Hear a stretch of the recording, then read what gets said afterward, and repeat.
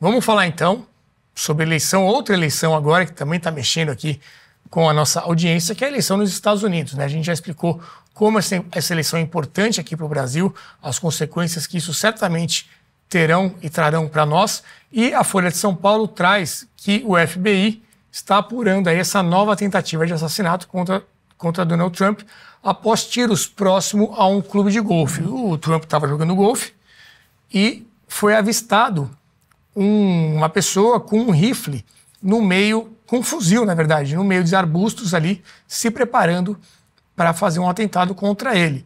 O serviço de segurança está sempre ali adiantado, né? 2 buracos, eles falaram que funciona esse serviço de segurança, sempre à frente ali no campo de golfe, e viram este homem ali se preparando, houve uma troca de tiros, e aí eu lembro o seguinte, Lobauer, menos de 2 meses de intervalo entre um tiro na orelha do Trump, que a gente falou bastante, todo mundo viu aquela cena.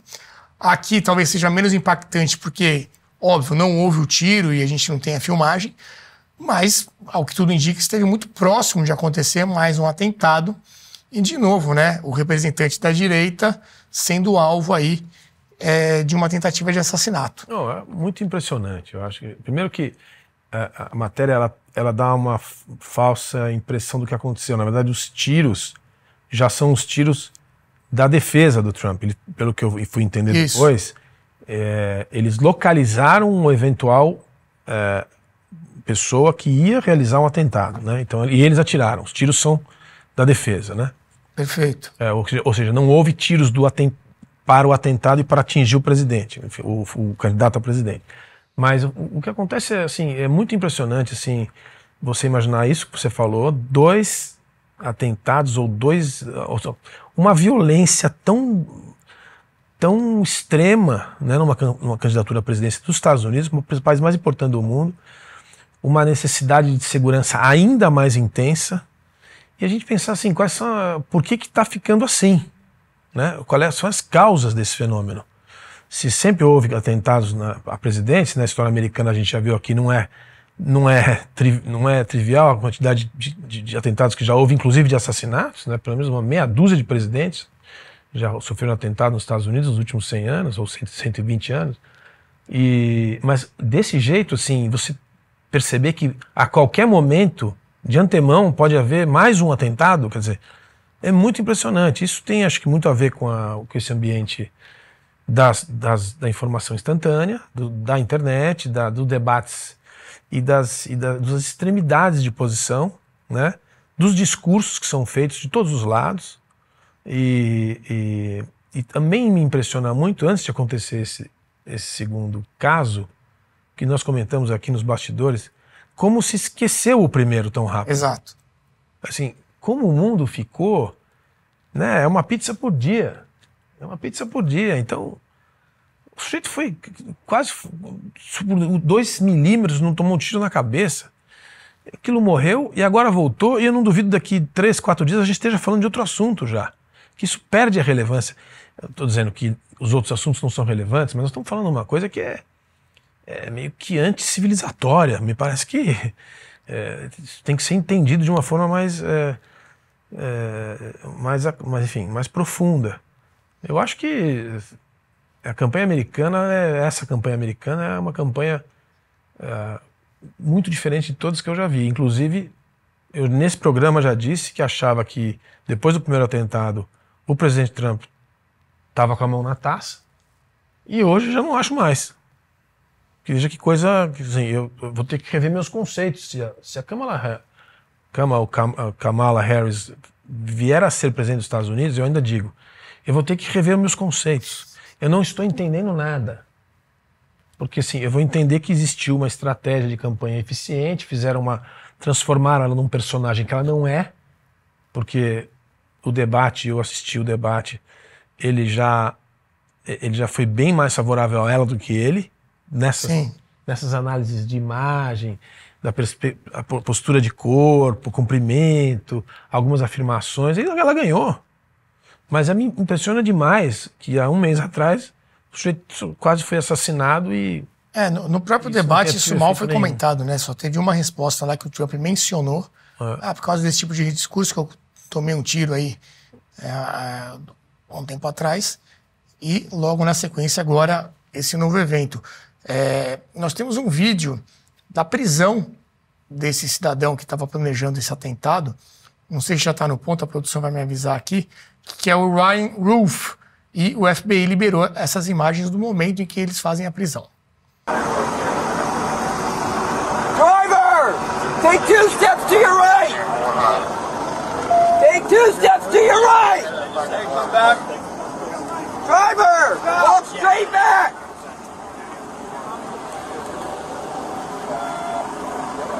Keep walking. Keep that long.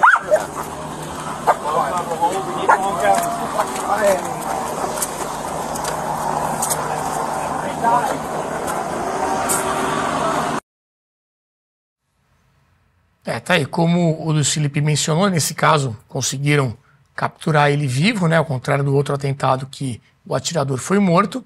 Vamos ver se tem algum esclarecimento. Ele, que é um apoiador da causa ucraniana, né, deu uma entrevista para o New York Times em 2023, estava organizando um grupo de voluntários americanos para ir lá defender a Ucrânia. A gente sabe que há muitas críticas, né, do Trump para a política que é feita atualmente pelos Estados Unidos, de envio de recursos, principalmente à Ucrânia nessa guerra lá com a Rússia.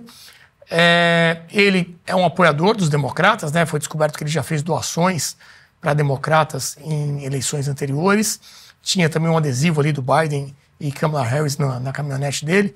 Enfim, vamos ver aí o que vai ser apurado dessas investigações. E uma outra coisa que chamou a atenção, vai muito na linha do que a gente vem falando, um artigo no G1 da Sandra Cohen falando sobre essa tentativa de assassinato do Trump, mais uma, né, no caso. Agora a gente está vendo a Revista Oeste. Agora sim, o G1 dizendo que a tentativa de assassinato de Trump traduzem campanha eleitoral degradada e movida por ódio, fake news e guerras culturais. Luiz Felipe, está explicado por que ele tomou tiro. Eu acho que quem é o culpado dessa radicalização é exatamente esse tipo de jornal. Só que num contexto mundial. Aqui são esses canais como o Globo, o UOL, Folha, eles que radicalizaram a política aqui no Brasil.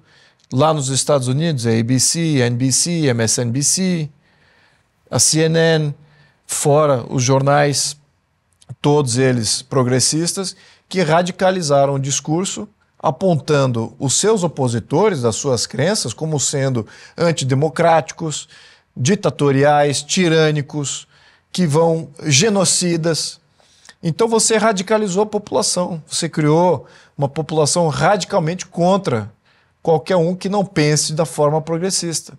Então esses são os verdadeiros culpados das fake news, da radicalização do discurso de ódio. Não são as redes sociais. Em que momento que as redes sociais produziram aí algum atentado nesses últimos anos? Né? Algum que venham falar, foi radical, ou seja, vinculado à rede social, porque foi o que eu escutei lá na rede social. Muito pelo contrário. E até voltando aqui ao tema de comportamento, você veja, comportamento do Marçal, do Jair Bolsonaro, do Trump. Eles são o único veículo de autodefesa. Não há outro veículo da imprensa para fazer a sua defensoria. Então esse aspecto de imprensa dominante, com uma mentalidade só, progressista, criminalizando esses que se levantam contra o sistema, que tipo de comportamento é o certo? Se você não tem outro canal para se defender. Eu tenho que atacar também. A minha defesa é o ataque de todos eles.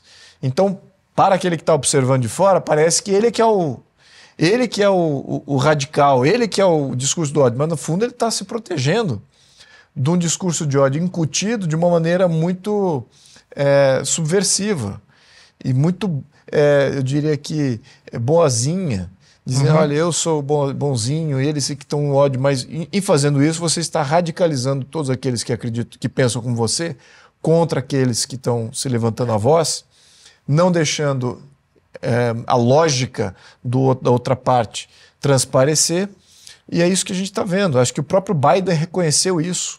O Biden reconheceu isso num momento fugaz de lucidez no último ano, mas ele reconheceu depois que houve o atentado do Trump que de fato isso ele pode ter sido esse discurso que a esquerda democrata tem promovido e através da mídia amplificado. Você chama tem outro criminalizado. cara de nazista, de Hitler, de tudo isso. Pois é. Você não acharia certo matar o Hitler? Pois então, evitar o que ele fez? Todos esses que cometem os atentados, eu tenho, salvo o fato que eles possam ter algum desvio mental, se acham os defensores da democracia, que estão fazendo a coisa certa. Inclusive temos um tweet do Ryan Roof falando justamente isso, que a questão é a democracia. Vamos dar uma olhada aí.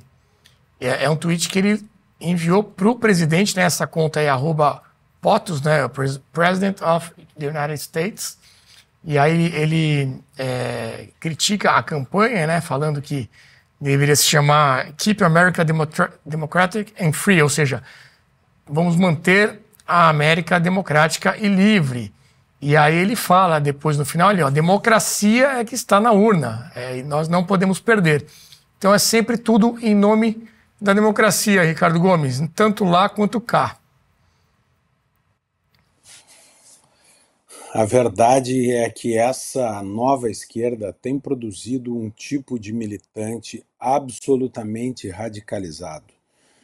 Fala-se em nome da democracia, mas tudo que escapa da visão de mundo fechada dessa militância é uma ameaça à democracia. Isso é uma consequência dessa radicalização da militância da esquerda. Isso é assim, por exemplo, em pautas como as armas, em pautas como o aborto. Pegue qualquer filmagem de manifestações a favor do aborto nos Estados Unidos e veja o padrão de comportamento das pessoas que estão se manifestando.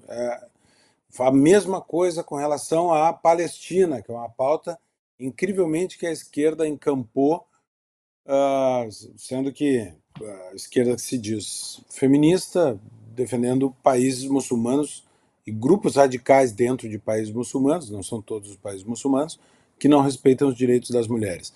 Então, se olhar, existe um padrão, nesse caso era o sujeito com a causa da Ucrânia, aparentemente, mas essas pautas da esquerda, elas têm produzido um tipo de militância que eu diria que é radical, é até histérica na forma como se manifesta, infantilizada do ponto de vista de maturidade política, que enxerga qualquer discordância como uma ameaça à sua existência. A gente alertava que isso era um perigo do identitarismo, porque o identitário é aquele que ele, a partir de uma característica sua, digamos, o identitarismo da LGBT, o identitarismo racial. A raça é uma característica do ser humano. E o identitarismo significa dizer que esta única característica dita toda a identidade da pessoa. Toda a vida dela depende daquela característica. Quem eventualmente discordar da visão de mundo que esse grupo identitário impõe, passa a ser uma ameaça contra a minha existência. Então, isso produz um tipo de militância que é profundamente radical, infantilizado, e não é à toa que a gente está vendo já 2 atentados. Foi a facada no Bolsonaro aqui, eu acho a facada do Bolsonaro comparável aos 2 atentados contra a vida do Trump, e a esquerda tem que responder por isso, porque o formato, a forma com que a esquerda vem estruturando a defesa da sua agenda, principalmente nessa pauta identitária, é um formato que leva à radicalização, como se toda a existência do ser humano dependesse apenas de um tema que é extremamente politizado pela esquerda.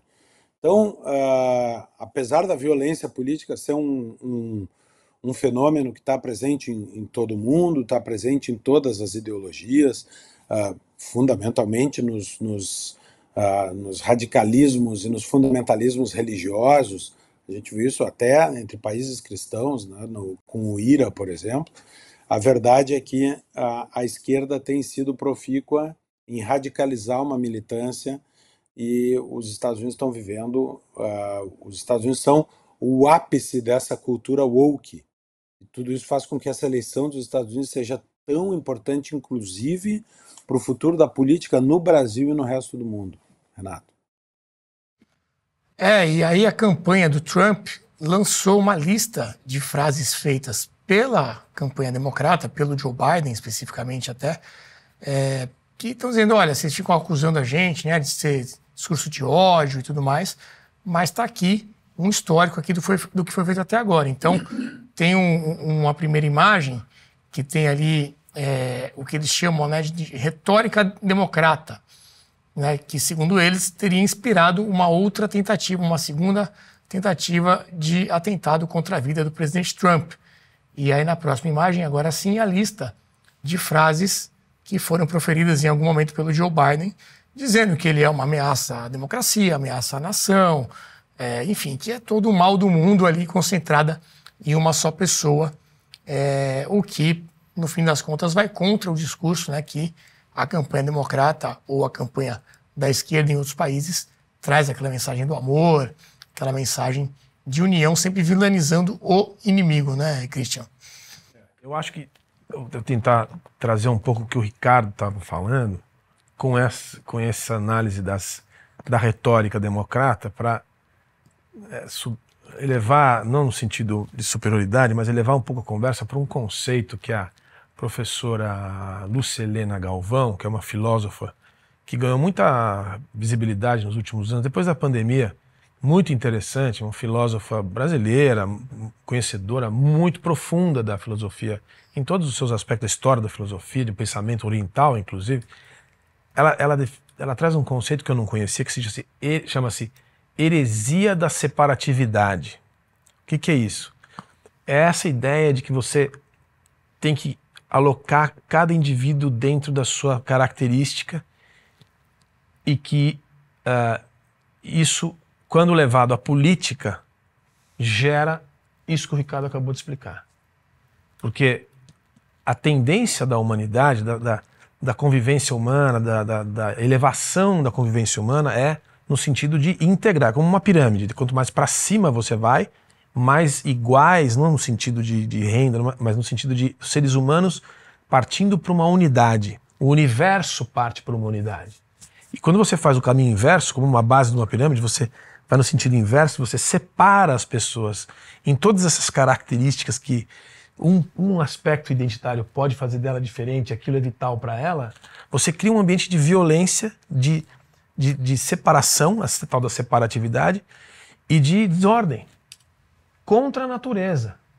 Então é muito interessante isso, porque eu não vou discutir aqui quem começou, né? Esse negócio de quem começou a briga não tem fim. Você pega a questão Israel-Palestina, você volta a 3 mil anos atrás. A Palestina nem existia, mas a questão judaica começa lá atrás. Então não é a questão, mas quem começou. Mas é muito claro isso, que quem trouxe a heresia da separatividade para a agenda política nos últimos anos, depois do fim do socialismo soviético, etc., foi a esquerda. E no Brasil não é diferente. Quem trouxe essa história de cota para a universidade, de resgate, revisionismo da escravidão, quem foi? Foi a esquerda. E o que está acontecendo agora é o pêndulo, é a reação do exagero. Né? Então, assim, esse é o maior pecado de todos. A heresia da separatividade. A gente tem que lutar contra isso. É acima das ideologias. E isso nas universidades é muito forte, né? Você também tem um trabalho relacionado a isso, né, Christian, de trazer ali o material escolar, ficar de olho no material escolar e tudo mais, essa parte identitária. Isso tá desde no Brasil e no mundo, mas desde o material escolar das crianças até a universidade, que, aliás, é fruto de um novo programa aqui da Brasil Paralelo, acho que você vai divulgar. Vou puxar. Que é exatamente isso, a consequência da tragédia universitária brasileira. Que a universidade não é mais universidade no Brasil há um bom tempo. É justamente por isso. É a mesma gente. Felipe, quer comentar? É uma percepção, obviamente, subjetiva de quem já viu a sociedade americana em diferentes momentos nos últimos 30 anos, consegue fazer aqui um paralelo com a nossa sociedade nos últimos 50 anos, assim como a europeia também nos últimos 30, 40 anos. O que eu noto nos Estados Unidos é que a sociedade americana, essa questão de subversão da sociedade através dessa nova política identitária, ela é muito mais profunda do que em outros países. Muito mais profunda do que no Brasil, muito mais profunda que eu vejo na Europa. E eu vejo ali E essa profundidade leva a esse tipo de reação. Vou lembrar, e usando esse exemplo desse último atirador agora como sendo um progressista até coerente, porque ele estava discutindo a questão da Ucrânia. Os progressistas internacionalistas, eles querem promover o modelo norte-americano no mundo e promover, entre aspas, a democracia americana, a Pax Americana, de forma mundial. Então ele tem um identitarismo através da política externa. E foi isso que gerou essa raiva contra o Trump, que tem uma visão contrária. Tem uma visão mais clássica do que seria a política externa, seria da escola realista, isolacionista. Então, assim, olha, os Estados Unidos não é para ser império do mundo. Os Estados Unidos é para ser um país soberano próprio, não é para ficar interferindo nos outros países. Essa é a visão do Trump. E ele está reagindo contra isso, então foi por isso que ele parece que se apresentou lá. Agora, então esse é um aspecto da política progressista, no âmbito internacional. E no âmbito social, nós já vimos nos últimos anos alguns atentados, não todos os atentados nas escolas norte-americanas, não todos, mas alguns foram promovidos por jovens que eram da identidade LGBT, ou da causa LGBT, ou da causa feminista, e tinham alguma mobilização política vinculada a essa ala progressista, que também ativou a sua raiva e seu ódio com relação ao status quo. Então a gente vê aí toda a estratificação do pensamento progressista, não só do ponto de vista de política externa, mas também do ponto de vista política social. E claro, tem sempre o meio como do ponto de vista de organização política, né? Organização do Estado até. Alguns querem o SUS, eles querem implementar o SUS nos Estados Unidos. Os brasileiros precisam avisar eles lá como é que é o negócio. Querem fazer previdência lá nos Estados Unidos, então, exatamente como comentei aqui também, os brasileiros precisam avisar como é que funciona. Então alguns reagem nesse nível também. Então você tem todo o nível de reação radical contra a sociedade que não quer toda essa gama progressista em todos os seus aspectos. E eu acho que essa profundidade ela é muito maior, como repetindo o início dessa minha intervenção, ela é muito maior do que nos outros países. Eu não vejo isso no nível de radicalismo em outros países como eu vejo nos Estados Unidos.